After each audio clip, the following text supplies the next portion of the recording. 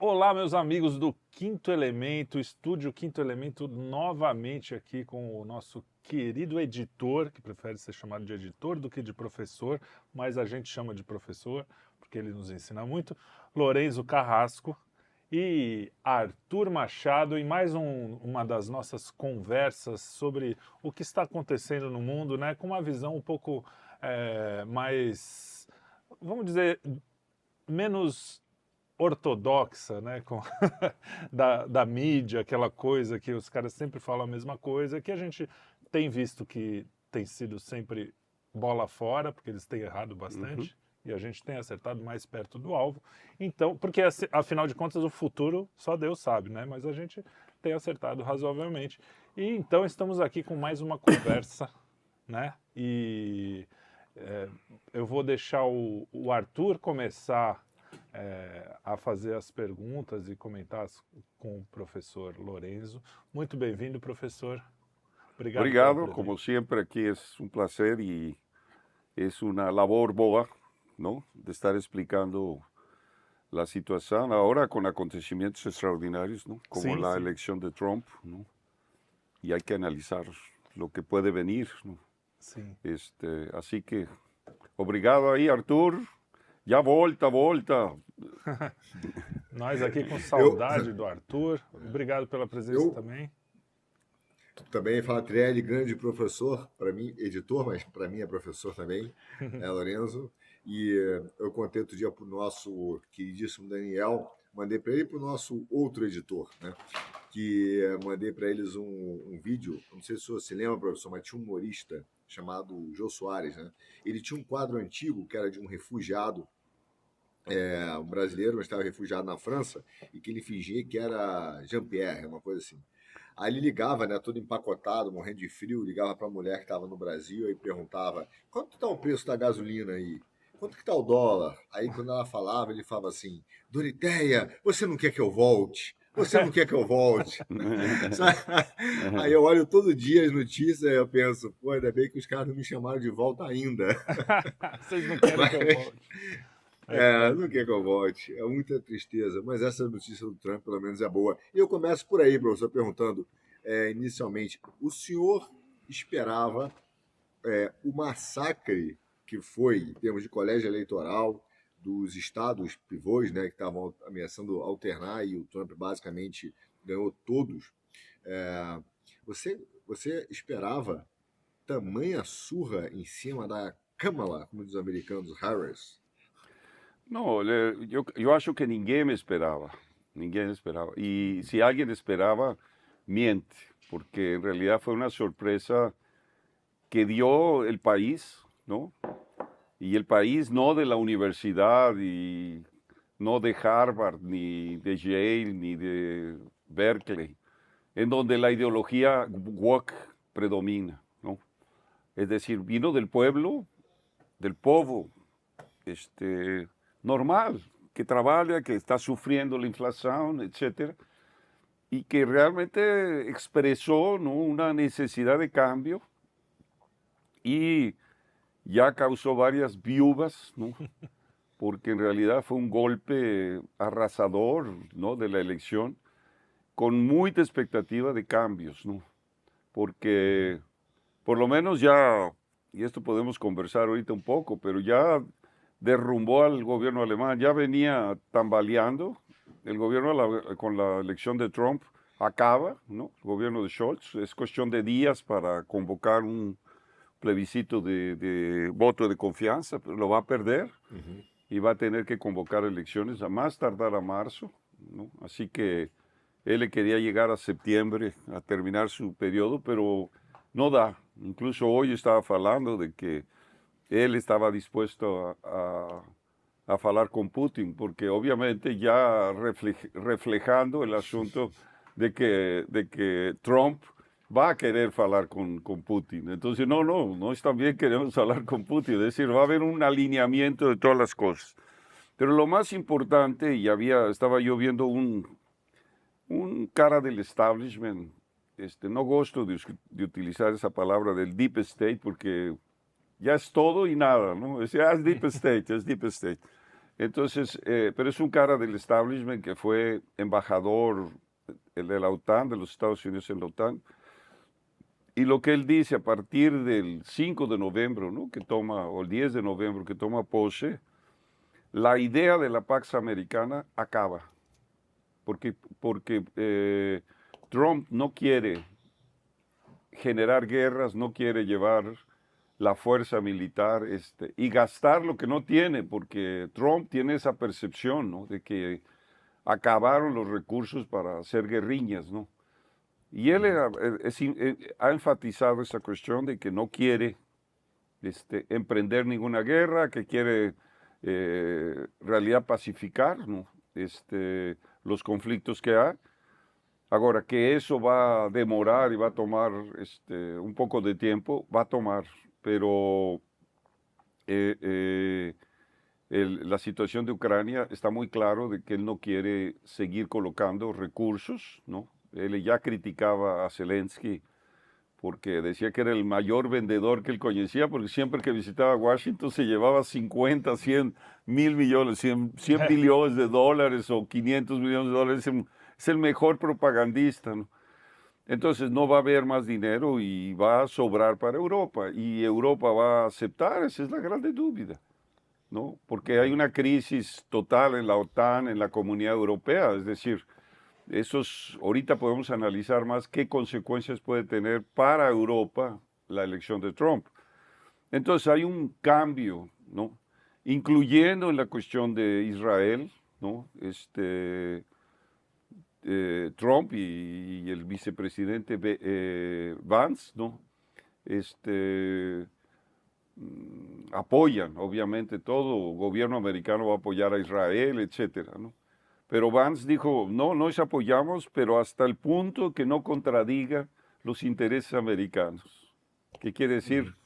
Que ya está dando una freada, porque también es difícil salvar a Netanyahu después de las masacres que ha hecho en Gaza y en el sur del Líbano, todo esto.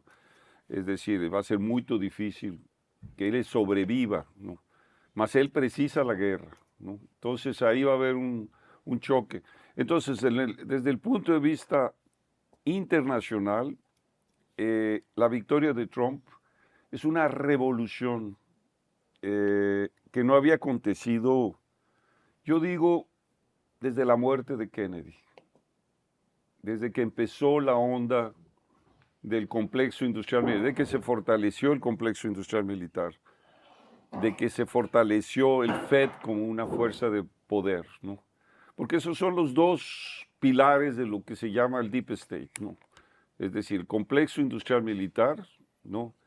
El negocio de la guerra, el lucrar con la guerra, y el FED, ¿no?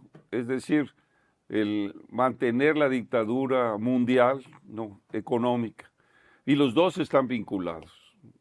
Es decir, es el poder del dólar en base a la bayoneta, en base al poder militar, ¿no? Y eso es lo que está básicamente mudando, ¿no? Entonces,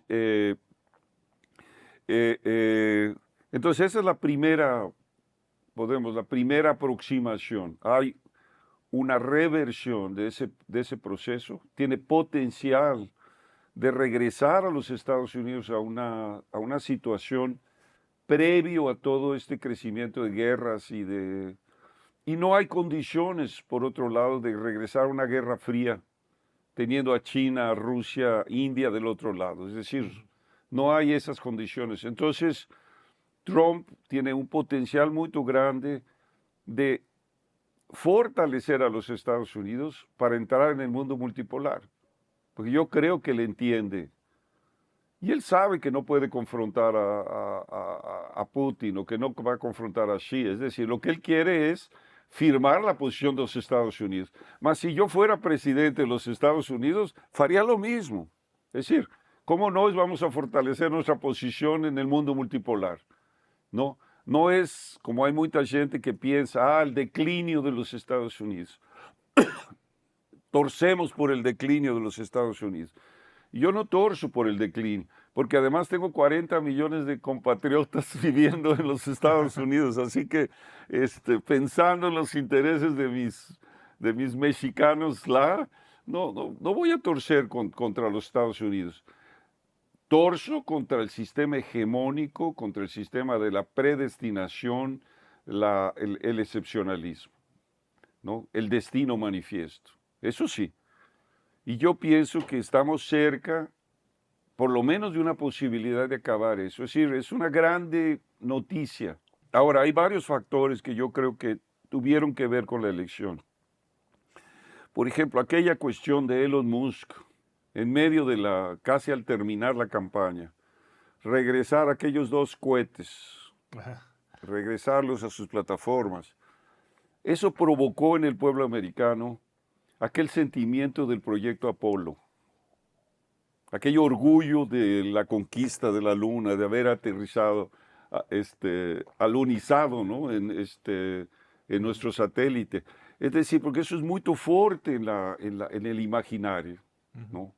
Filmes, es decir, es una cuestión que realmente es importante como orgullo nacional, porque no implica cuestión bélica, ¿no? Entonces, el fato de que eso golpeó el mundo entero, yo cuando vi la elección dije eso tuvo una influencia directa, porque meses en el emocional, en el subjetivo profundo de un pueblo que se está empobreciendo, que está perdiendo orgullo, que está dominado por drogas, que está dominado por una serie de aspectos de criminalidad, ¿no? Entonces, ese es un factor que me parece importante en esta cuestión y que potencializa el que en ese mundo multipolar podamos tener una cooperación espacial entre China, India, Rusia y los Estados Unidos. Es decir, existe ese potencial de cambiar la lógica del poder por el poder militar para realmente trabajar la idea que se puede cooperar, aquello que Kraft Erika, que ya mencionamos aquí atrás, el imperativo extraterrestre. No que algún extraterrestre va a venir a salvar esta situación, no. Más el factor de que podemos unificar un sentido de la humanidad en una cuestión positiva de tener una civilización realmente de la conquista planetaria, de la conquista del sistema solar. Esa era la idea de Kraft Erika, que era uno de los personajes que en esa década que escribió, que fue la década de los 50, estaban trabajando en el proyecto Apolo, en el proyecto espacial americano. Aliás, muchos alemanes estaban trabajando en el proyecto americano y en el proyecto soviético, ¿no? Entonces es un momento en mi punto de vista, que sería excelente una caminada hacia eso. No, entonces, nada más para fechar esta idea, porque hay que lembrarnos que después de la crisis de los misiles en el 62, y que hubo aquel momento en que podíamos llegar a una guerra nuclear, muy semejante a lo que estamos viviendo hoy, muy semejante, si no estamos viviendo otra vez la posibilidad de tener un conflicto nuclear, ¿no? Si continuaba esa tendencia de la OTAN insistir en llegar a la frontera con la Rusia.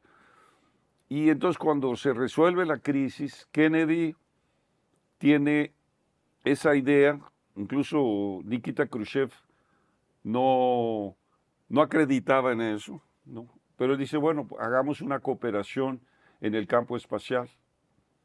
Y bueno, Nikita Khrushchev se convence y ahí asesinan a John F. Kennedy en el 63. Es decir, después de la crisis en el que él se va a oponer a la Guerra Fría, al complejo industrial militar, y que además tenía el asunto, Artur, tú lo sabes, de controlar el FED, controlar la Federal Reserve. Entonces, los dos factores de lo que hoy se denomina Deep State, el complejo industrial militar y la Reserva Federal como dominio del dólar por los bancos privados, los mayores bancos privados, es decir, vuelve con el asunto de Trump. Porque, ¿quién intentó matar a Trump? Esa es la pregunta. Y fallaron. No era para fallar. 2 vezes, né? No era para fallar. Es decir, Fallaram él 2 vezes. fue por microsegundos que él viró la cabeza. Si no le daba en la 100, era un profesional. Y después los francotiradores acababan con el francotirador y acabó. Era un lobo solitario, un resentido solitario, acabó. Ahora hubiera creado una situación terrible ahí sí una guerra civil. La elección de Trump, en mi punto de vista, evita la guerra civil, porque es un mandato total. Senado, Cámara, Corte, la Suprema Corte, 5 millones de votos, de más de votos en la elección general Geral. y 315, 320 delegados, ¿no?, en el sistema americano de elección. Entonces, ese es el elemento más revolucionario de todo. Es decir, esta potencialidad de cambiar la dinámica del poder mundial. Más eso, vamos, inicialmente, porque obviamente que de aquí surgen muitas indagações, não? Será possível, etc. Não? Uma coisa que me chamou a atenção quando você falou é justamente que os antiglobalistas vão acabar fazendo aquele mundo mais único, vamos dizer assim, mais fraterno, que eles falam tanto, né? Aquela coisa. E no final, se isso acabar acontecendo, o que você está falando, no final, quem vai juntar o mundo como uma coisa só que com as suas individualidades, nacionalidades, não sei o quê, são justamente os antiglobalistas, que no discurso dizem que querem uma união mundial, né? Isso é uma coisa. Mas isso foi só um apontamento. Eu queria, como pergunta, eu queria fazer o seguinte. Por que você acha, o senhor acha que vai ter uma diferença tão grande entre Trump 1 e Trump 2? Quais foram os fatores que fizeram... Porque você está falando que agora é uma mudança que pode ser equivalente a uma revolução que não acontece há muito tempo. Mas Trump já foi presidente, né? Qual é a diferença entre o primeiro e o segundo mandato? Acuérdense que Trump llegó a la presidencia diciéndole que él era agente de Putin. Y él vivió todo el periodo de su presidencia bajo una presión enorme para demostrar que no era un agente de Putin. Foi reativo. Y né? hizo un acuerdo con el establishment, con el llamado Deep State, para que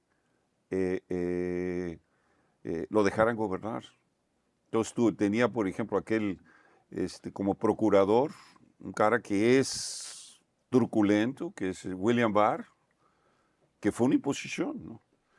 Y ahora querían poner a Pompeo como jefe del Pentágono y a otra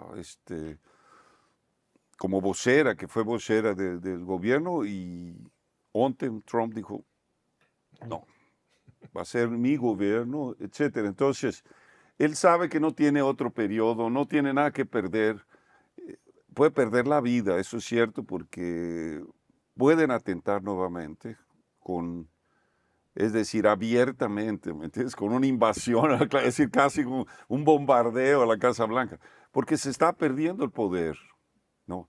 Se le está perdiendo el poder y no la van a dejar barata, ¿no? Más, él tiene todos los instrumentos, la nación más poderosa del mundo, pues, queramos o no, y tiene todos los elementos para realmente realizar ese aspecto. Ahora, aquí hay claroscuros, ¿no? Porque, por ejemplo, él viene con lo que se llama una política iliberal. Son conservadores, pero no son neoconservadores. Son conservadores, pero no aceptan el liberalismo. Y eso implica la cuestión económica. De ahí viene el tema de que vuelve Hamilton, de que vuelven las tarifas, etc. Y ahí no es solamente Trump, hay parte del establishment que está diciendo hay que voltar a política de proteger nuestra industria de poder tal y tal. No es solamente una idea de Trump. Es decir, el propio establishment reconoce que tiene que haber un cambio. Entonces, establishment industrial, comercial, etcétera, etcétera. Entonces, no es apenas la voluntad de Trump en ese aspecto. Ahora, hay otros aspectos que tenemos que mirar, porque, por ejemplo, el asunto de la migración va a expulsar a toda esa gente. Es decir, pero eso es también mucho de la cuestión de la campaña electoral. Entonces, hay que esperar esos outros aspectos, não? Diga lá, Arthur. Eu ia falar, pode pôr um só, não precisa pôr os dois. Perfeito. Verdade.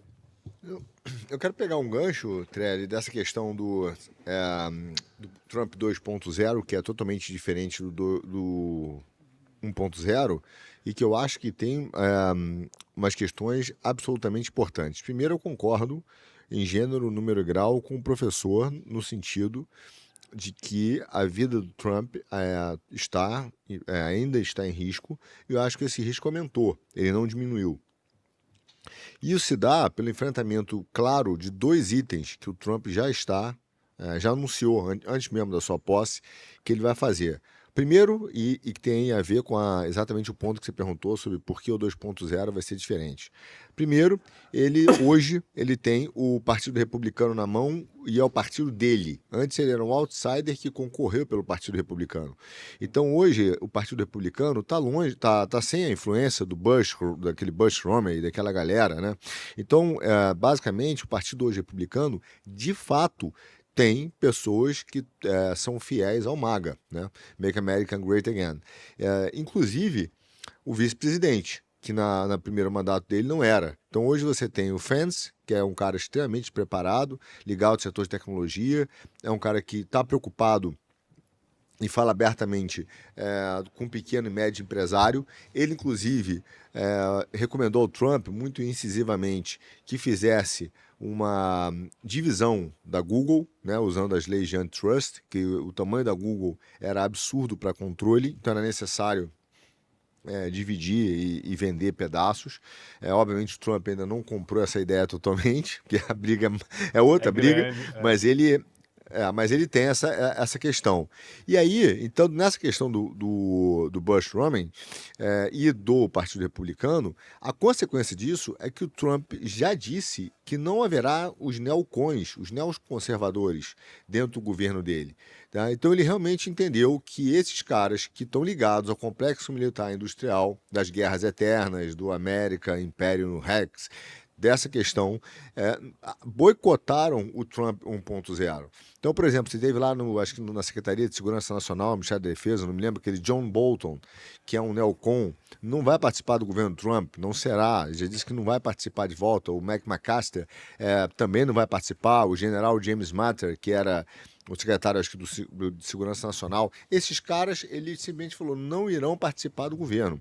Então, eu acho que já é uma diferença enorme. Agora, veja, ele primeiro arruma uma confusão, já arrumou a confusão com os neocons, com o complexo militar industrial, né? Complexo industrial militar americano. E aí, em paralelo, ele já arrumou a confusão com o Fed, quer dizer, o Elon Musk hoje até retuitou um comentário que seria bom acabar com o Fed. E aí é o ponto que o Lourenço falou, são os dois pilares do Deep State, complexo militar e o Fed. Aí realmente o Trump está mexendo com um vespeiro enorme, que coloca, sim, a vida dele em risco.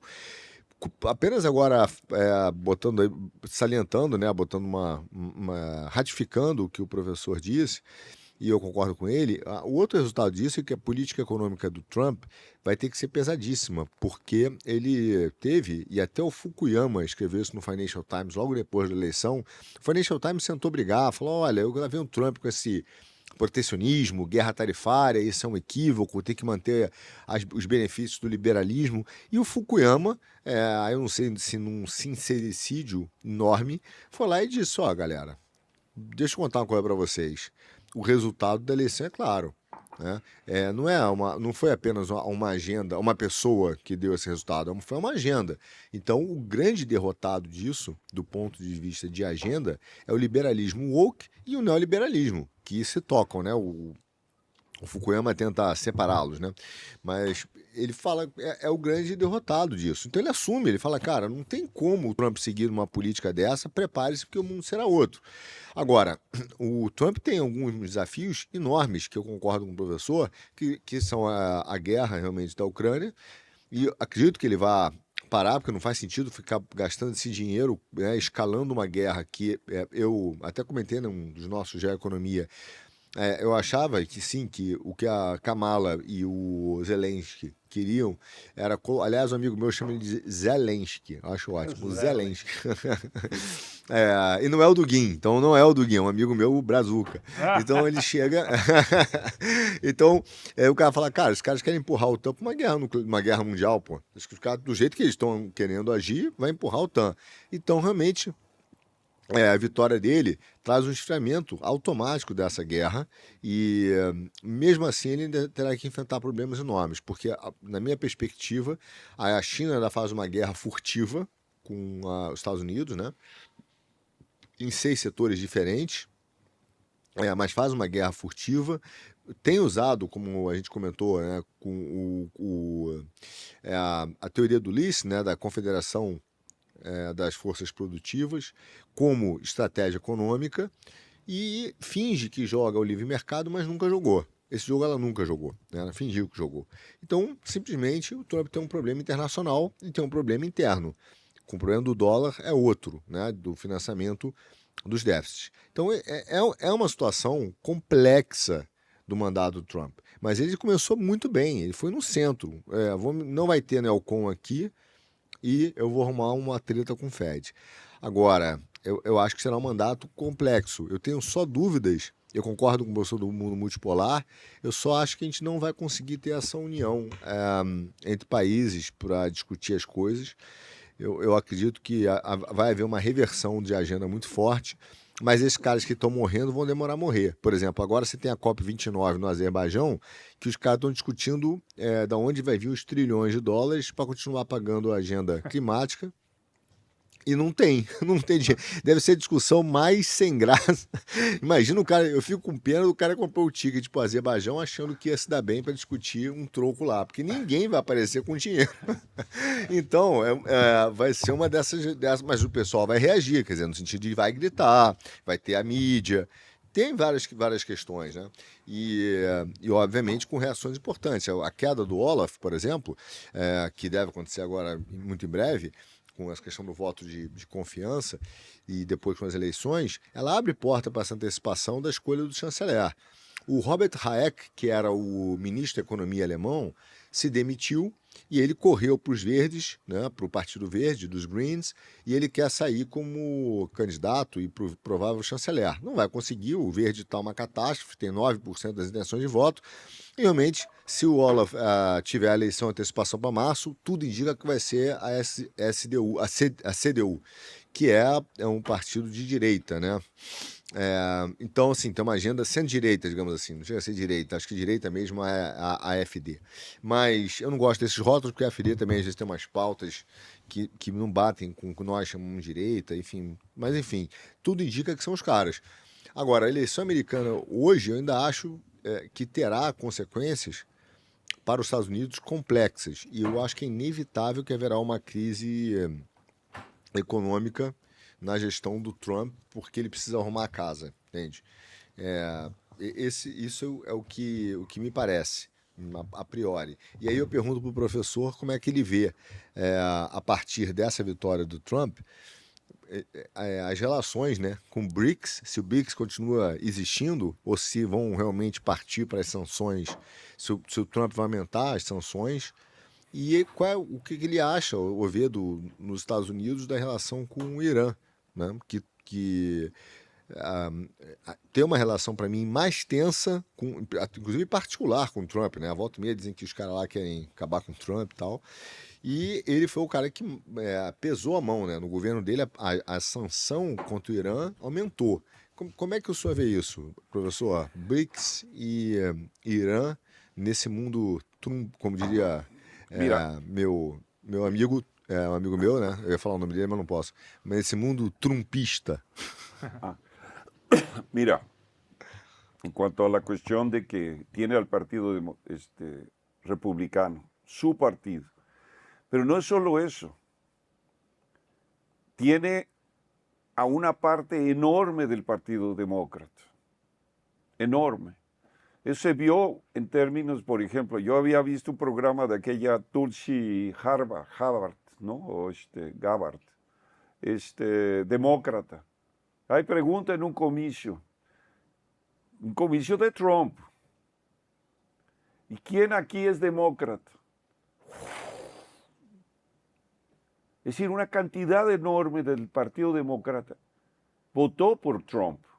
La misma cuestión de que Kennedy, es decir, Robert Kennedy Jr., no haya pasado a la cuestión a la cuestión del lado de Trump y que posiblemente van a ocupar posiciones en el gobierno de Trump. Kennedy como la Gabbard.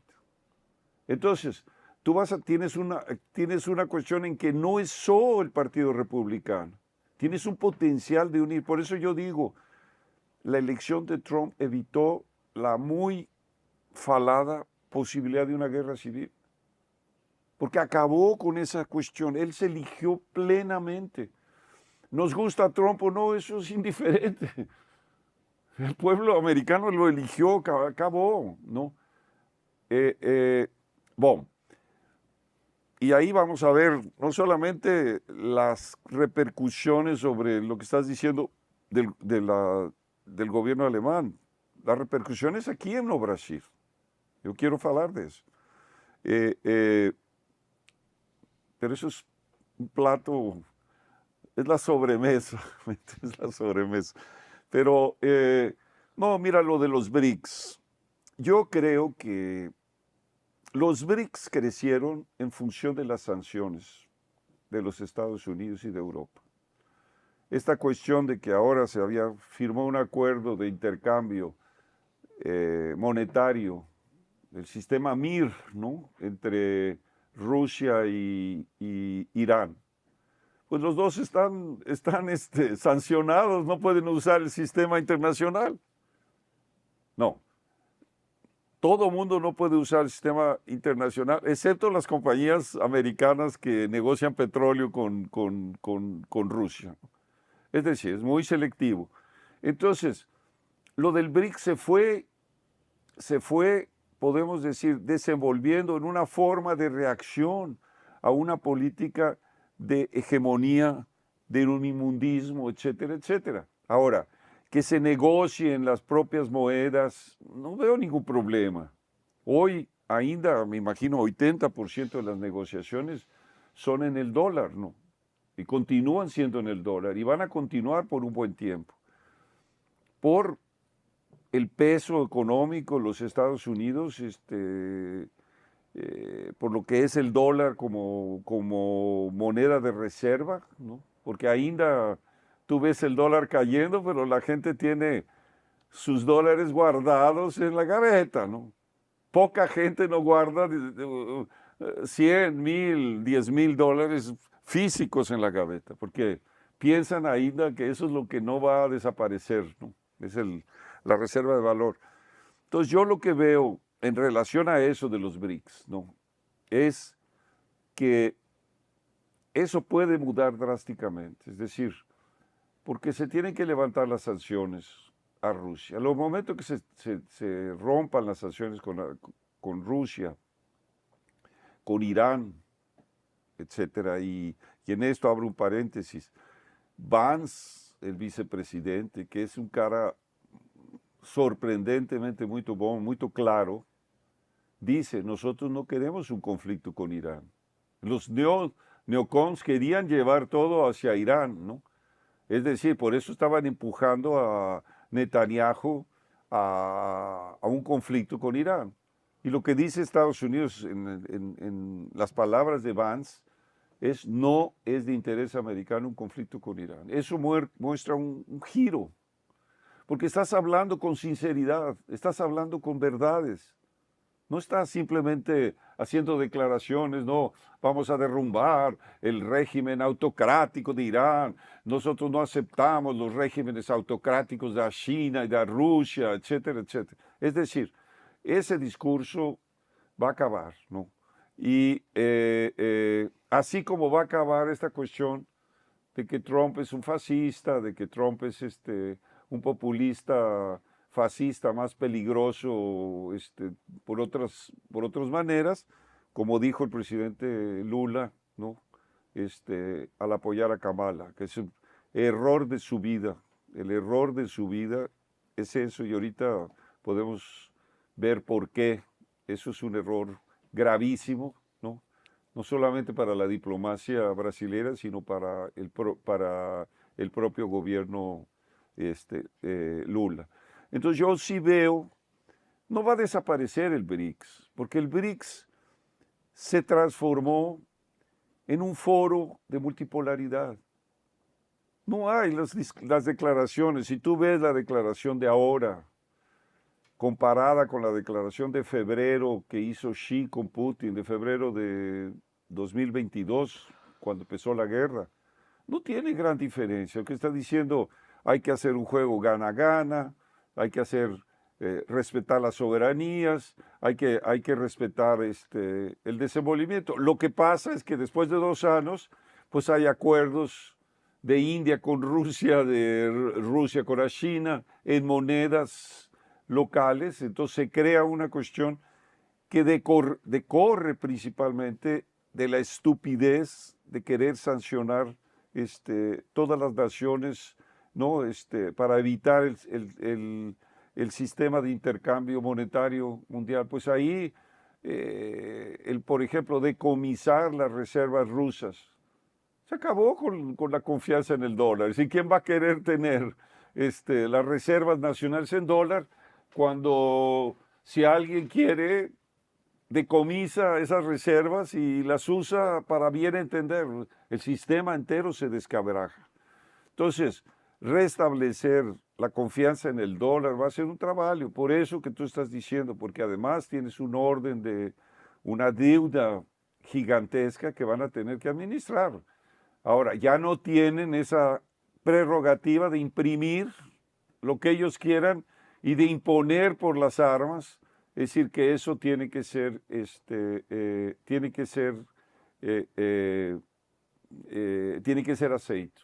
De ahí que la situación de la deuda pasa por este confronto con la Federal Reserve.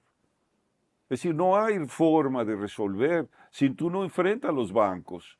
Los bancos quiere decir Morgan, si no enfrentas los grandes instituciones que están en el FED, que son las grandes históricas instituciones bancarias. No tienes cómo. ¿Cómo puedes resolver? Con una política hamiltoniana.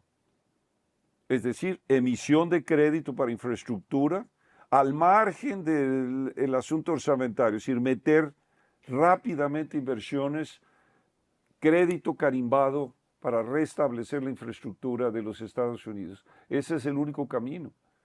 Y eso es lo que yo creo que Trump, que no es idiota, conoce de la cuestión económica, él está pensando en esa dirección. Eso es lo que acredito, ¿no?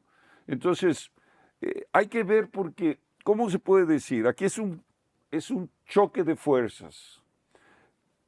Rusia, China, India están emergiendo como potencias regionales.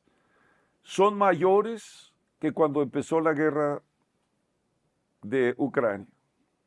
Es decir, a pesar que a China no esté creciendo a las tasas que venía creciendo, China, India y Rusia son mayores que en el año 2022. Entonces, los Estados Unidos van a querer conquistar espacio. ¿Por qué? Porque los BRICS ya está queriendo traer a Turquía, trae a Egipto, trae a los Emiratos, trae a Arabia Saudita. Es decir, se viró un foro de multipolaridad. Y el paso para que acabe el mercado de petrodólares. Eso es verdad, porque Arabia Saudita puede negociar y está negociando acuerdos de petróleo con la China. Ahora, los Estados Unidos dicen, bueno, muy bien, pero nós somos una potencia económica y vamos a querer tener nuestro lugar en eso.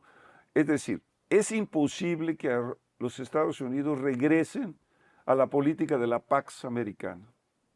No tiene condiciones ni militares ni financieras, por más que tenga el mayor orzamento de todas las otras naciones juntas, que eso es lo que es el orzamento del Pentágono, el directo, más el indirecto, que son vía los programas científicos de investigación. Entonces, no hay forma de que tú quieras tener regresar a la Pax Americana, a la política neocon. Ahora, no es simplemente que le van a dar la bienvenida y los Estados Unidos va a llegar. No, yo también quiero ser de los BRICS. Yo también quiero ser, yo también quiero ser de los BRICS. No, él va a decir, yo tengo mi poder y yo quiero que ese poder sea respetado dentro de ese mundo multipolar. Eso sería el escenario ideal, es decir, el escenario en el cual estamos apostando para evitar una guerra nuclear. Ahora, yo enfatizo que es muy importante pensar en un acuerdo de conquista espacial, aquello que estoy diciendo del imperativo extraterrestre, porque tiene que haber algo grande. Por ejemplo, vamos a ponernos de acuerdo. Ahora la India bajó un satélite, bajó una nave en la parte oculta de la Luna. Es decir, ¿por qué no cooperar en una área en el que podemos tener un orden de paz, de desenvolvimiento? ¿No? Eso es lo que yo pienso que tiene que abrirse. Y yo creo que la posición que tiene Kennedy, la posición que tiene Vance y la propia posición negociadora de Trump van a permitir ciertos acuerdos en esa dirección. Porque además se habían creado la Estación Espacial Internacional, que después se rompió, ahora se rompieron los acuerdos, ¿no? Pero es por ahí que podemos resolver ese problema. A lo mejor soy demasiado utopista o optimista de ver que podemos salirnos de esto, pero yo pienso que la revolución que Trump generó con su victoria, en las condiciones que se establecieron, en las condiciones arrasadoras que se establecieron, uniendo al Partido Republicano con el Partido Demócrata, una gran parte del Partido Demócrata. Sí, vencieron en todos los condados, es decir, vencieron casi en todo el país. Una cosa, vista, pero no es fácilmente vista. Entonces, yo creo que acredito que eso puede ser una cuestión que podemos percibir, por lo menos torcer, a lo que sería una política sadía, ¿no? Y que no hay otra, porque si Estados Unidos quiere restablecer la cuestión de la Pax Americana, vas a un conflicto nuclear. Si la guerra en Ucrania se fuera a cuestionar la seguridad de Rusia, va a haber una guerra nuclear, está claro, ¿no? Y esa es la posición de Karaganov, ¿no? Que ha estado ahora mucho más cerca de Putin, ¿no? Karaganov, que era un kissingeriano, ¿no? Muy amigo de Henry Kissinger, porque él todavía piensa en el balance de poder. Y yo creo que lo que va a tratar de hacer Trump, en un cierto sentido, es tratar de hacer un balance de poder muy a la Metternich, ¿no? Es decir, muy a la Kissinger, ¿no? Muy a la Kissinger. Pero yo pienso que son otras condiciones. Estamos viviendo un momento diferente. Bem único, né? Então o professor tá mais para John Lennon, né? We Are the World, aí. Tá meio John Lennon, professor. Não gostava dele, não. Eu sei. E o Arthur tá mais cético em relação a isso. Mas legal, eu acho que é um momento que, no mínimo, a gente sabe, é um daqueles momentos raros que a gente sabe que a história está acontecendo mesmo, né? Que os nossos bisnetos provavelmente vão ouvir falar, né? Na história. Bom, me achas Então, me achas demasiado optimista? Eu acho que essa guerra, talvez um pouco, professor, talvez um pouco. Olha, eu acho que tem alguns pontos, por exemplo, você vê a reação do FMI, né? Aquele Pierre Guridu, agora esqueci o nome dele, disse que tem uma preocupação enorme, que a Europa e a FMI, que é hoje em dia uma instituição caduca, né? Ninguém mais leva a sério a FMI, mas ainda tem alguma força institucional. Está lá reagindo, dizendo que a independência do Federal Reserve, né, do Fed, uma das maiores conquistas econômicas dos últimos 50 anos e que uma interferência do Trump, como ele tem sinalizado que vai fazer de alguma maneira, seria uma catástrofe e tal. Essa turma vai brigar. Ele elegeu, né, desde muito tempo aquele Joey Powell como grande inimigo dele, por causa da política de juros, etc. E tem algumas propostas, né, de botar um shadow chair ali do lado, um fantasma, né, uma sombra, para ir ajustando a saída do cara. Enfim, não vai largar o osso fácil, imagino eu. Mas do ponto de vista geopolítico, eu acho que tem algumas questões. Eu costumo dizer o seguinte: depois dessa política de sanções que foi feita pelo Biden contra a Rússia, não só contra a Rússia, a gente tem que lembrar disso, talvez os nossos ouvintes, telespectadores, teleyoutubers, estejam mais concentrados na Rússia, mas você teve uma política pesadíssima contra o Irã, desde a época do Obama, né? Depois o Trump piorou. Você tem uma política de sanções bastante forte contra a China em várias indústrias. Você tem o uso do Foreign Corruption Protect Act, que esse ato contra a corrupção, né? Eu uso como instrumento de proteção nacional, né? de protecionismo. E você tem a indústria do compliance, quer dizer, você tem algumas ferramentas hoje que viraram arma, e isso é muito claro. Só que para mim o que eu penso, professor, eu vejo assim, qual seria a reação agora? Vamos supor, acabou a guerra, etc. O Trump chega nessa solução que o Zelensky não quer, mas que atenderia a Rússia e atenderia a Europa, de umas áreas que já foram invadidas, partirem para a Rússia, o que sobrou da Ucrânia virar neutro e independente mesmo, desde que a Ucrânia não pode entrar para a zona do euro, mas não pode entrar para a OTAN. Nesse sentido, vamos supor que tenha chegado nisso. Se você hoje é um chinês, se você é um russo, você vai usar o que eu estou brincando, que é a psicologia feminina, que é o seguinte: eles podem até perdoar, mas eles nunca vão esquecer. Então, o cara vai dizer, cara, vocês congelaram a minha grana, e não foi a grana só de pessoas, foi a grana de pessoas e foi a grana do Banco Central. Então, ele vai começar dizendo, libera minha grana aí, né? E isso é um problema. É um problema político. Uma coisa é acabar com a guerra, outra coisa é liberar esses bilhões e bilhões de dólares que foram congelados, né? E alguns, inclusive, incorporados já ao patrimônio da Europa, e inclusive para financiar o Zelensky. Então, assim, você vai ter algumas das questões econômicas que vão ficar no ar, que o Trump não vai facilmente liberar, e a partir daí você vai ter uma guerra por energia, porque de alguma maneira, por mais que o Trump, por exemplo, hoje ele seja contra a pauta climática, você vê a China hoje liderando em 11 setores da área climática, e eles vão continuar com essa agenda, eles são os defensores. E, ao mesmo tempo, você tem o Irã, que acho que tem 10%, exato, de toda a reserva de petróleo do mundo, 13% da OPEC, sancionado, e hoje quem é o maior exportador de petróleo e gás do mundo é os Estados Unidos. Então, se ele começa a aliviar muito para a Rússia vai começar a exportar de novo gás para a Alemanha. o que a Alemanha adoraria, porque está quebrada, tem 2 anos de recessão, uma crise econômica brutal, a Europa quebrada. A tendência da Europa seria muito melhor ela se associar economicamente, de novo, à Eurásia, do que ficar nessa relação que eles tiveram com os Estados Unidos, inclusive com essa política energética dela. Então, eu acho que, se por um lado eu concordo que essa tensão militar de guerra quente, que estava indo por tudo ou nada, ela esfria, eu acho que abre novos focos de guerra, né?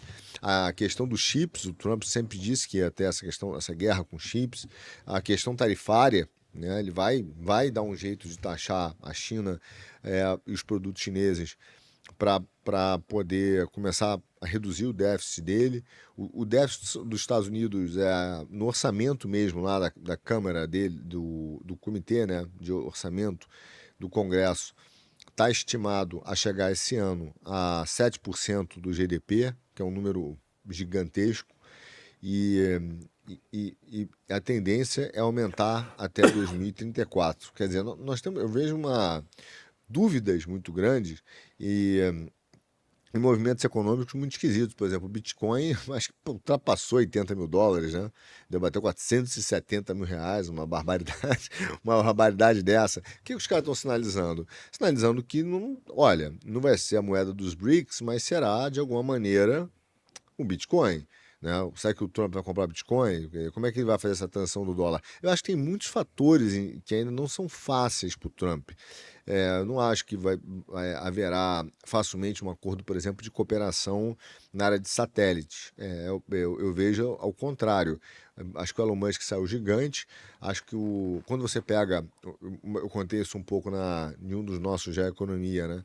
A história dessa briga, você vai ver que em 2004 o Brasil já tinha, até bem anterior a isso, mas em 2004 foi aquele acordo que o Celso, 2004, 14, não, o Lula, agora me lembro, acho que foi 2014, o Celso Amorim assinou aquele acordo com a China que ampliou uma cooperação internacional de satélites que o Brasil já tinha desde a década de 80 e que envolvia monitoramento da Amazônia, envolvia monitoramento ambiental. Então a China hoje é muito mais poderosa na indústria de satélite na América Latina do que os Estados Unidos. Aí isso acontece em 2014 e 2019 surge o Musk com a Starlink. Né? Então eu não vejo esses caras conseguirem fazer um acordo porque eu acho que a guerra virou tecnológica, no sentido mais amplo. De fato, de domínio de informação e do setor financeiro e também do domínio das infraestruturas necessárias para trocar informação e fazer fluxo financeiro. No limite, do jeito que a China, eu vejo hoje, professor, a China está tentando construir o seu mercado interno, a Ásia está tentando fazer o seu mercado interno para ter um mercado realmente robusto. Hoje os números são animadores de exportação, mas o que tem acontecido é que a China, por exemplo, aumentou muito a exportação para países do sul global, mas os Estados Unidos aumentaram a importação dos países do sul global. Então, mais ou menos há alguns anos atrás, eles estavam pau a pau, né? A China exportava 60 bi para o sul global e os Estados Unidos importava 60. De repente, a China sai de 60 para 140 bi de exportação e aí os Estados Unidos importa, né? Importação, a compra sai de 60 para 100. Então, você vê que esse aumento de pelo menos uns 40 bi que a China teve de exportação para o sul global, na verdade, foi que está sendo feito por um país intermediário. Né? Então, você tem ainda muitos pontos de encontro entre eles, mas muitos pontos de competição e discordância pesada. Sendo que, para mim, a visão do Trump é que a China ela utiliza dessa guerra furtiva, de subterfúgios desonestos, como fingir que está no livre mercado, estar na Organização Mundial do Comércio, fingir que é uma economia aberta, né, que não tem controle do partidão lá, enfim, que não tem um planejamento estatal pesado. Então eles fingem, quer dizer, o Trump pelo menos acordou que esse mito liberal, que era o liberalismo gerava riqueza e a riqueza iria levar à democracia, ele viu que isso não é verdade. Então ele falou assim, esquece isso, cara. Os caras estão ficando ricos e não estão levando a democracia e eles estão vindo para cima da gente. Então, eu acho que o mandato que ele ganhou é um mandato que não é um mandato de paz, é um mandato de enfrentamento à política chinesa, economicamente falando. Falou, cara, é Make America Great Again. Você tem carta branca para, cara, peitar a China e partir para dentro do cara.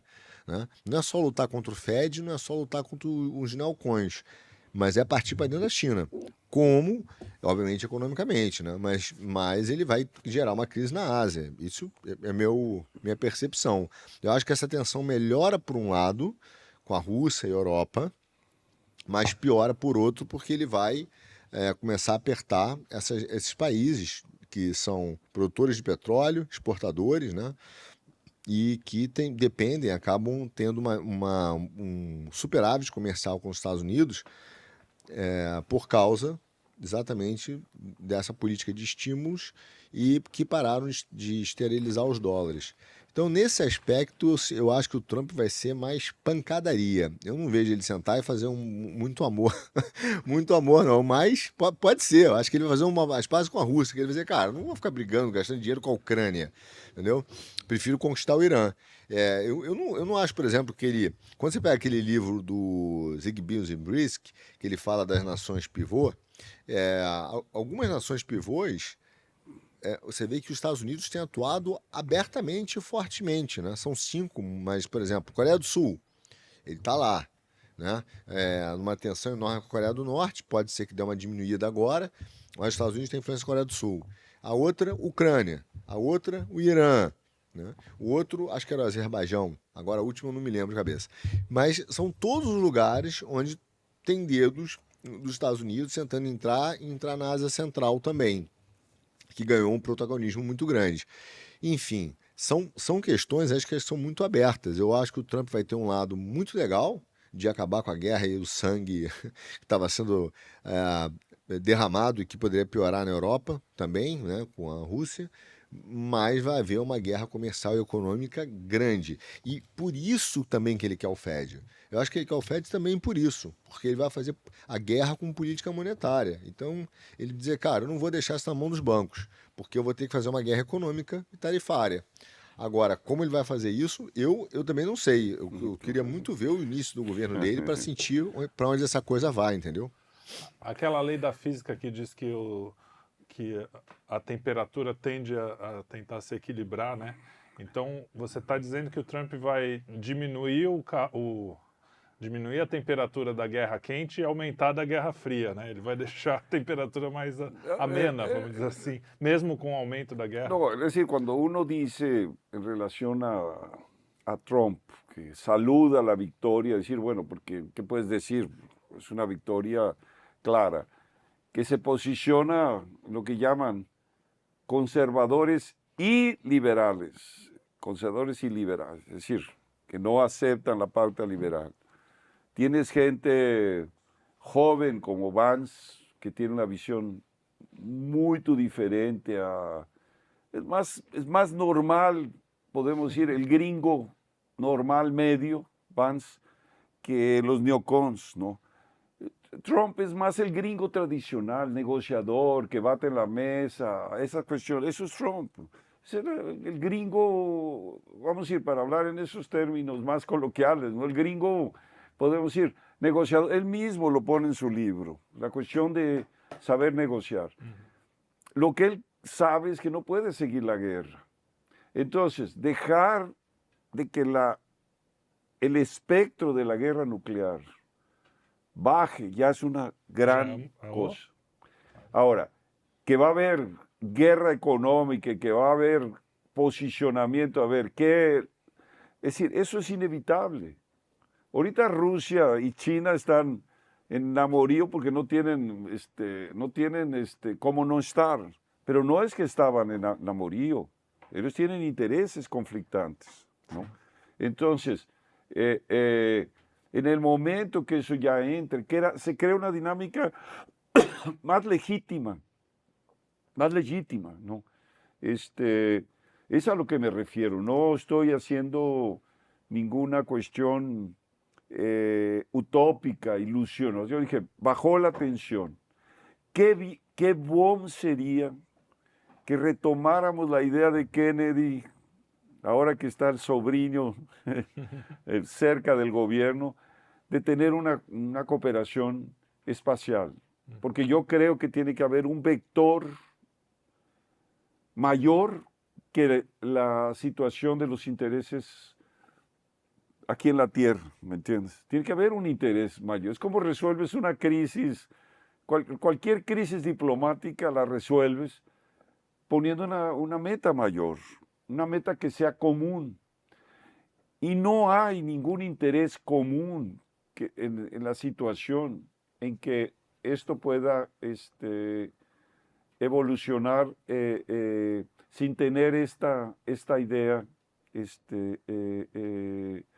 esta idea superior, lo que decía del sentido, el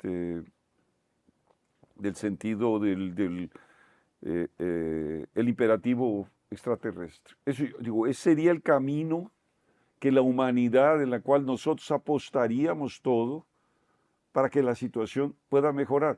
La guerra económica va a continuar, a menos de que generemos alguna cuestión en la cual la humanidad se una para conquistar, ¿me entiendes?, algo común, una invasión espacial, no sé, ¿me entiendes? Es decir, pero de cualquier manera hay que pensar en términos, podemos decir, estratégicos, diplomáticos, que se puede tener esa visión en conjunto, que no es el clima, que no es las mudanzas climáticas, que no son esas cosas. Es decir, no podemos tener un objetivo común, exactamente en definir un futuro de progreso, es decir, y no esta cuestión decadente de parar de parar el crecimiento poblacional, etcétera. Es decir, el maltusianismo, que es, como yo he dicho, la esencia de todo sistema oligarca, desde Persia, desde Babilonia, tal y tal. Todo poder querer controlar la población para que no cause problemas, ¿no? É uma coisa anti-humana, né? Porque o humano sempre teve essa coisa de querer conquistar, de querer ampliar, de querer sair, de querer para fora. E o mundo realmente, de uns tempos para cá, principalmente com a questão ambiental, se voltou a vamos se proteger, vamos se esconder. Sí, no, el miedo. Se esconder da vida, né? Ter medo Exactamente, da vida. el miedo. Ahora, tenemos una gran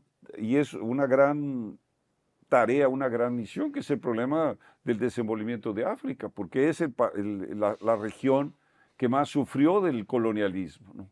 Entonces ahí tenemos una gran meta, resolver el desenvolvimiento de África.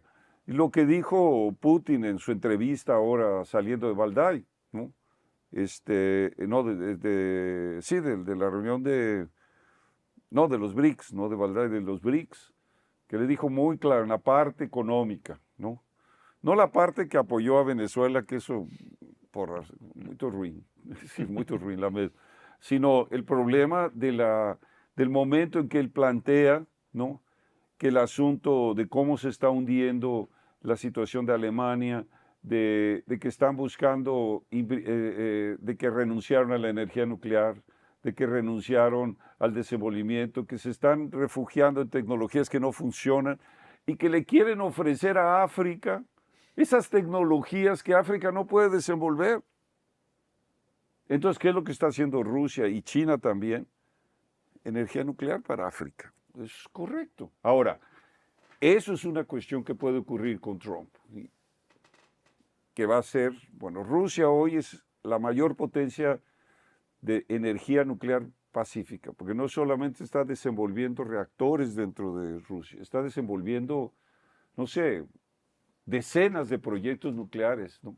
Acaba de firmar un acuerdo con Bolivia, están terminando un reactor experimental en Bolivia, acaban de firmar un acuerdo aquí para pequeños reactores nucleares, ¿no? Y ese impulso es lo que es, podemos decir que las mudanzas climáticas, el problema de emisión de carbono, ¡pum!, pasa para energía nuclear. No hay ninguna emisión, es decir, tienes un área de desenvolvimiento fantástica, ¿no? es a lo que me refiero como el objetivo superior. Porque si tú te quedas en el simplemente, el dólar está con ese endeudamiento acá, aquello está disputando, está el problema de la energía, estás tú, entonces tú creas, sales del peligro nuclear, pero ya estamos en un escenario de guerras económicas. Entonces tú tienes que tener un objetivo superior. Es como la humanidad en el diván del psiquiatra.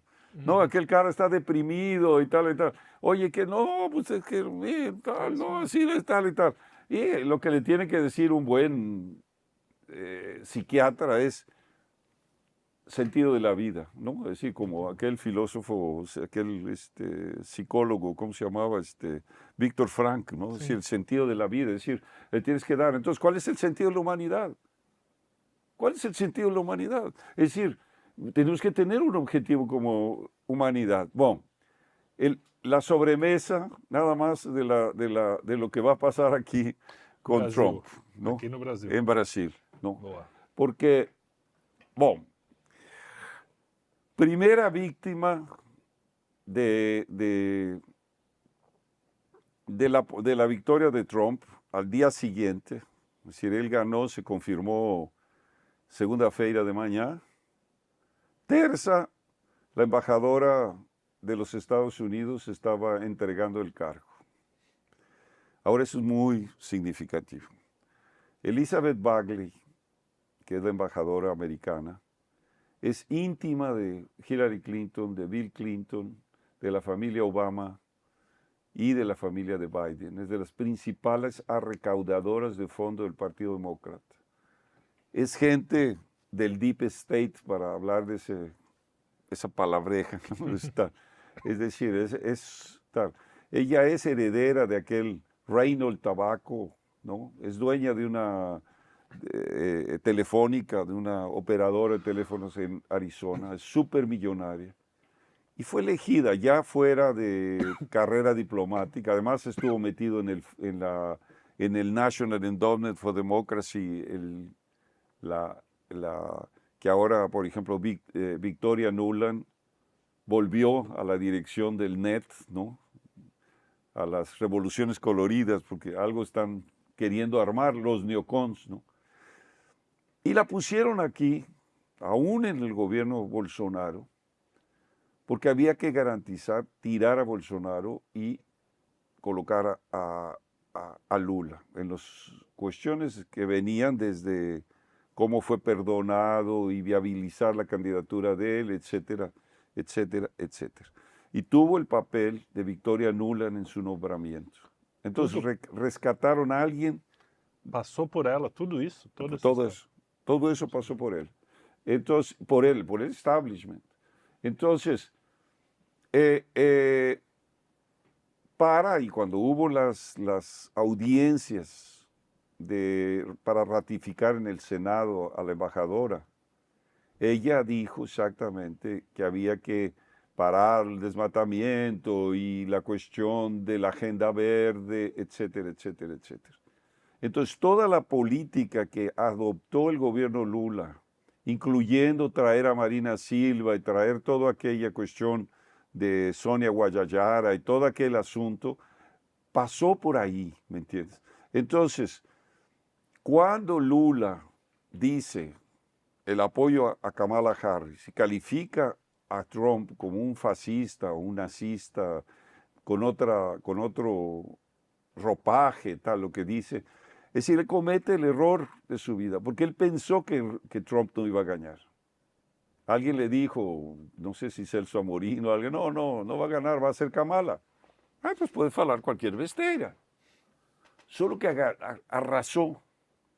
Entonces, y después hace una entrevista con aquella Amapur de la CNN y le pide a Trump que por favor esté en el planeta Tierra porque tenemos que bregar con las mudanzas climáticas, etcétera, etcétera. Es decir,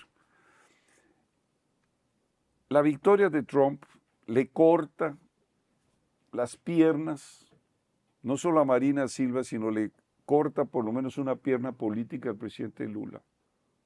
Es una cuestión porque él la puso. Él puso la pierna para ser cortada, es decir, él no esperó que viniera, es decir, ver por dónde venía la motosierra, ¿no? Es decir, metió la pierna ahí. Entonces, no hay cómo sustentar. Ahora, ¿dónde está el otro apoyo a la política verde?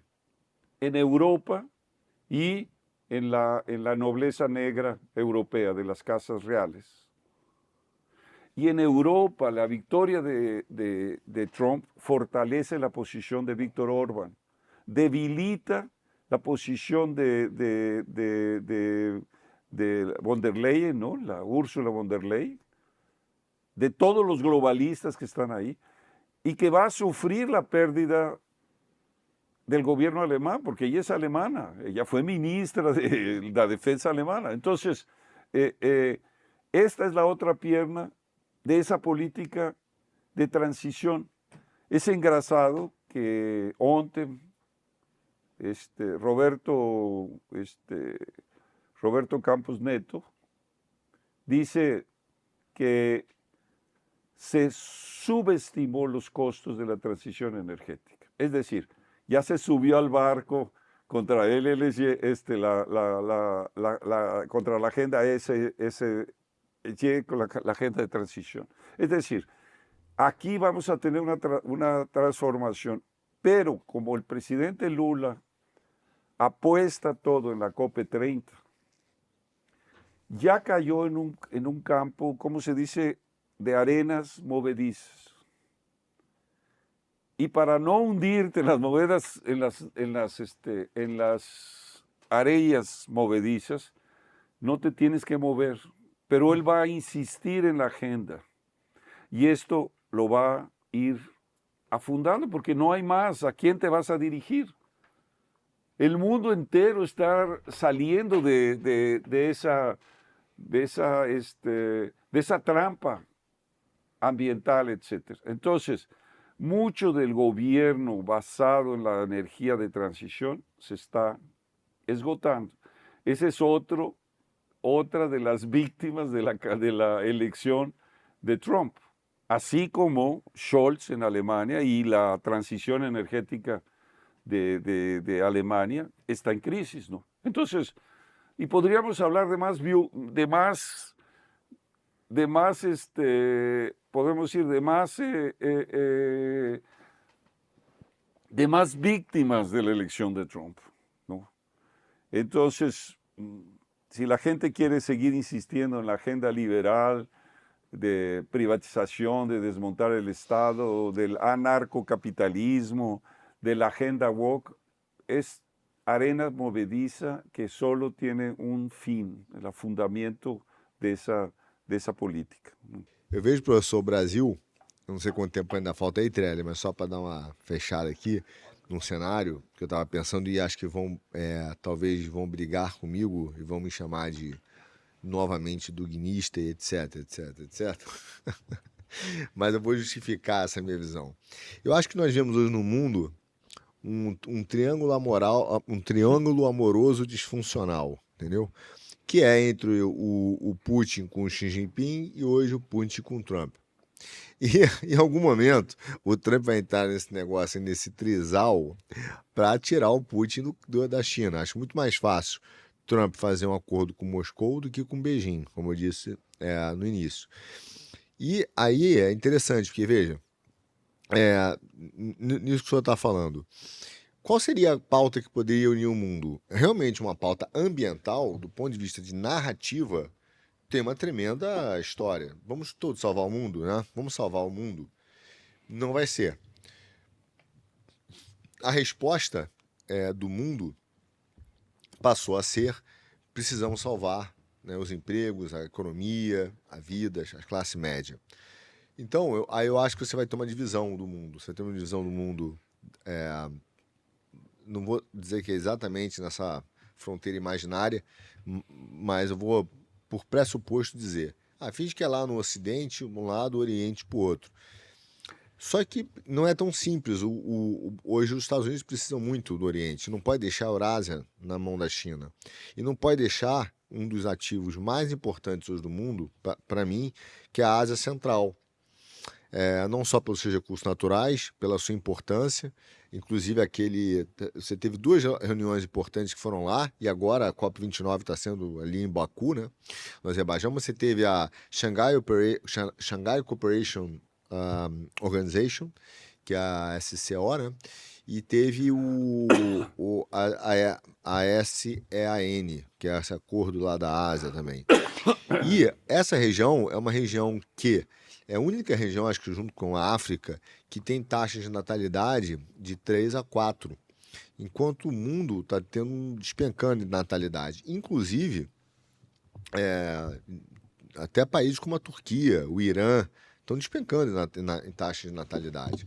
Poucos países, né, poucas regiões estão com altas.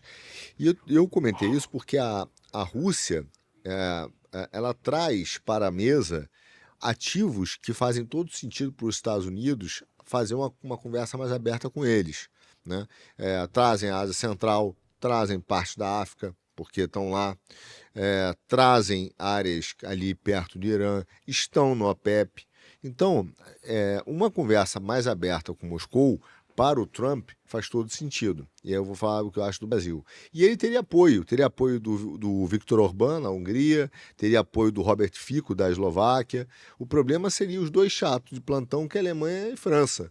Só que a Alemanha, se entrar esse DU, a Alemanha vai dizer, Macron, não dá, velho, não, a gente precisa resolver. E talvez a pauta aqui no mundo, eu acho que seja econômica, no sentido de responder essa grande questão de como resolver os déficits, os superávites da nação de longo prazo, que eu acho que é a grande questão que não foi respondida ainda por nenhuma das instituições desde 1971, quando fizeram a gracinha do padrão ouro, né? Começou o Bretton Woods. Mas, por outro lado, você também tem essa reforma das instituições transnacionais, porque hoje nem a FMI significa alguma coisa, nem a ONU, nem o Banco Mundial, nem a Organização do Comércio, e aí tem uma chance de trazer para a mesa uma discussão. Se o Trump operasse bem com o Putin, a verdade é que esses dois caras são líderes muito fortes e aí poderiam arrastar, não vou dizer dividir o mundo ali meio a meio, mas trazer para a influência novamente do Ocidente tanto a Rússia, quanto parte ali da Ásia Central, quanto parte da África. E aí a China começa a ter um problema maior. É claro que o Putin faria isso, talvez com digamos, um pezinho atrás. Nesse fórum do Valdai que o senhor comentou, ele disse que ele teve um discurso muito forte anti-Ocidente, né? Não é surpresa para ninguém, mas eu acho que anti-Ocidente no sentido do liberalismo ou do neoliberalismo e da pauta woke. Mas ele disse, olha, estamos entrando numa fase verdadeiramente, uma fase criativa, né? Uma fase de verdade, né? De criação, efetiva de criação. Acho que ele disse isso nesses termos. Então ele está dizendo, olha, precisamos começar a criar novas soluções. É óbvio que ele está mandando um recado para os Estados Unidos, né? Nós vamos entrar em produtos agregados, nós vamos entrar aí. Então, eu acho que faria sentido nisso. E aí, o Brasil, que eu vejo do Trump, e que eu concordo com o senhor, que o grande derrotado nessa política aí foi a esquerda e o Lula. O Trump, fatalmente, para mim, ele exercerá todo o poder que ele puder, que ele tem, e que ele puder fazer para o Brasil ser, e a América Latina, efetivamente uma zona de influência total dos Estados Unidos, no seu mercado financeiro, infraestrutura, e esse é um grande ponto. Qual é o lado que eu vejo no Brasil? Eu vejo que aí eu concordo com o senhor, a pauta ambiental vai virar uma pauta obsoleta muito rapidamente, porque o mercado mesmo não vai querer investir, vão ficar os caras gritando, a mídia, e aí uma tentativa da ONU de levar isso adiante. Se tiver uma reforma das instituições transnacionais como ela, aí essa pauta é totalmente soterrada, né? Mas tem que ver a força desses países hoje para reagir. A Alemanha, se perder o Olaf, realmente se entrar o SDU, esquece. Vai ignorar a pauta ambiental. Vai ficar o Macron falando sozinho. Aí a ONU realmente, e alguns países menores, talvez o UK, mas o UK sofre influência direto dos Estados Unidos, essa pauta ela fica secundária. Eu acho que essa sinalização já foi dada. Se você olhar, professor, até a gente está falando dessa COP29, o primeiro-ministro lá é, da Inglaterra foi para a COP29, mas o Macron não foi. Macron não foi e a Ursula von der Leyen também não foi. O que significa que sinalizou que, cara, esse assunto morreu. Esse assunto morreu. Quer dizer, estão indo lá para tirar foto e falar que vão fazer alguma coisa, mas eles já sabem que esse assunto com o Trump acabou. Então, assim, o que será do governo, o que será do Brasil? Como é que o Brasil se posiciona nisso, nesse pós-liberalismo, né? Essa, para mim, é uma grande questão, porque nós perdemos eu digo nós como país, né? Porque tá o PT no governo. Mas a única bandeira que o cara tinha internacional ali de estar no sistema. Então, o Brasil tem que desenvolver uma chancelaria muito eficiente para negociar com os Estados Unidos, entender o que vai ser o America Great Again, como nós podemos estar com os caras ali colando nesse movimento, né? Qual a visão que o Trump terá da Europa e o Brasil se posicionar tendo uma boa chancelaria com os Estados Unidos, mas também negociando hoje com o nosso maior comprador, que é a China, que estará cada vez mais isolada. Para mim, se o Trump vai conseguir realmente montar esse triângulo amoroso disfuncional entre ele, o Xi Jinping lá e o Putin, eu não sei, mas eles vão tentar, porque essa, aliás, é a tática da diplomacia americana desde o Kissinger, né? Que é dividir para as partes para conquistar e dominar, né? Então sempre fizeram isso.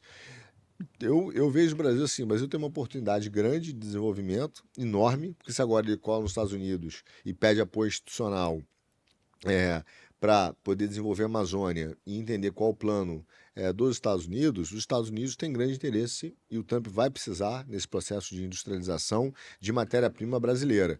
Mas nós não podemos só ser fornecedores de matéria-prima. Então nós temos que ter uma negociação, uma inteligência de trazer tecnologia para o Brasil. Se isso vai acontecer, eu não tenho a menor ideia, dados os personagens que aí estão, né?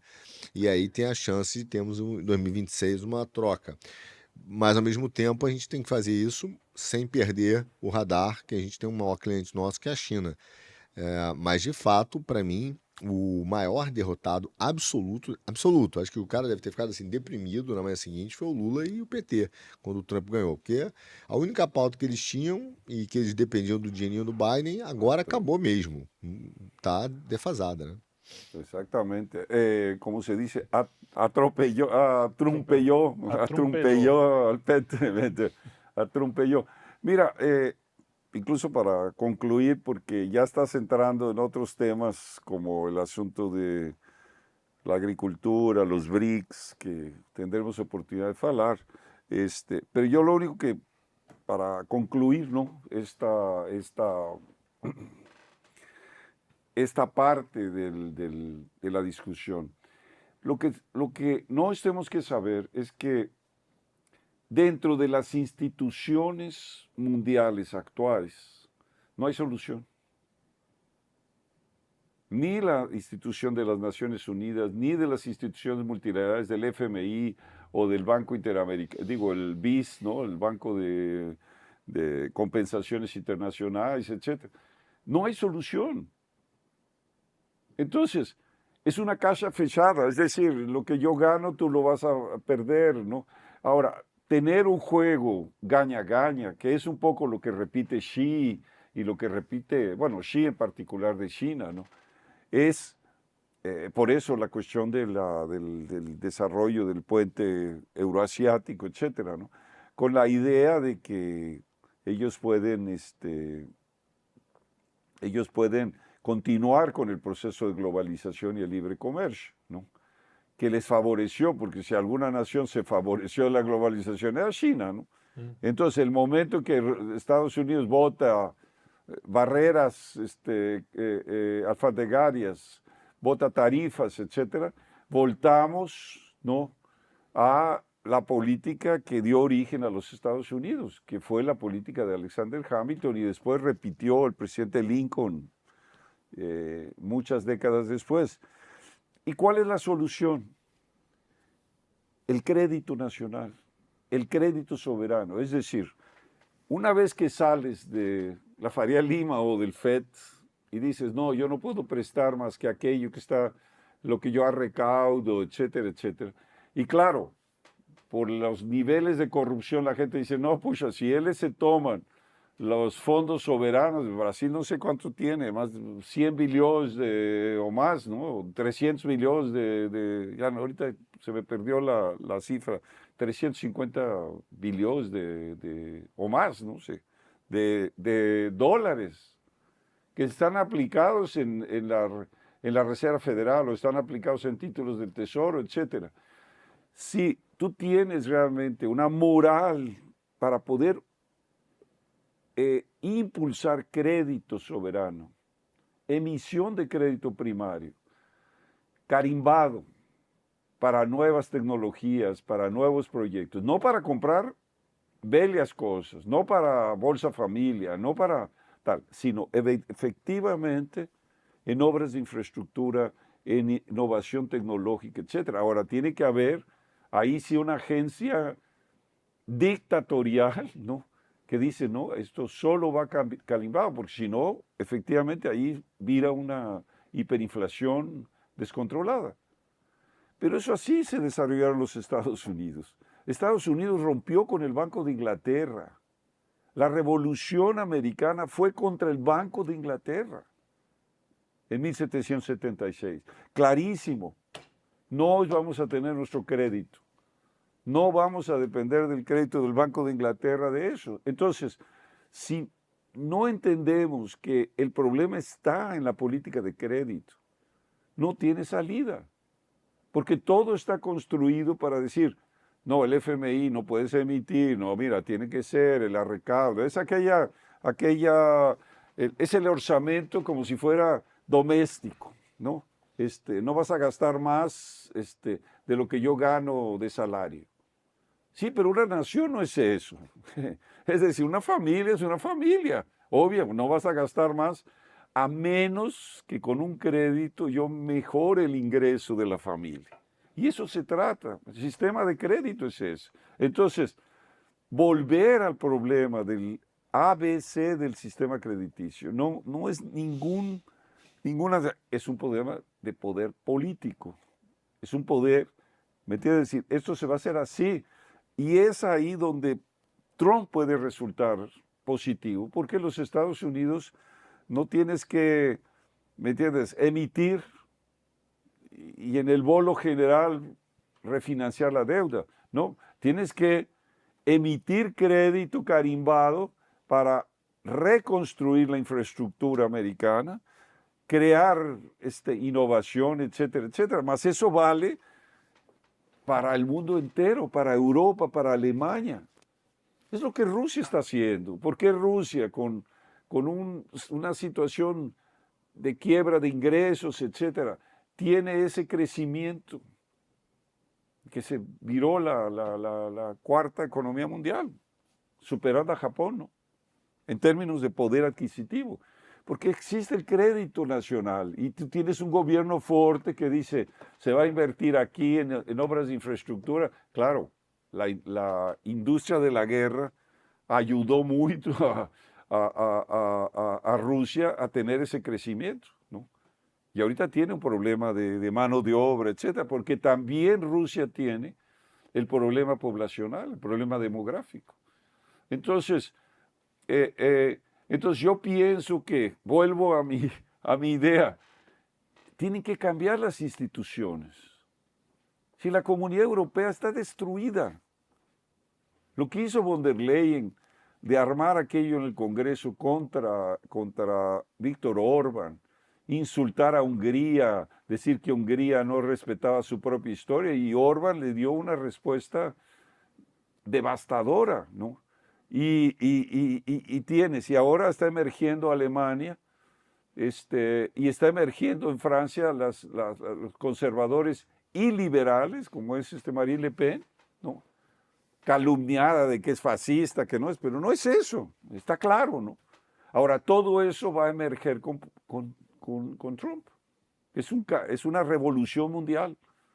Es decir, los conservadores y liberales, no liberales, sino liberales, postliberalismo, es lo que va a emerger.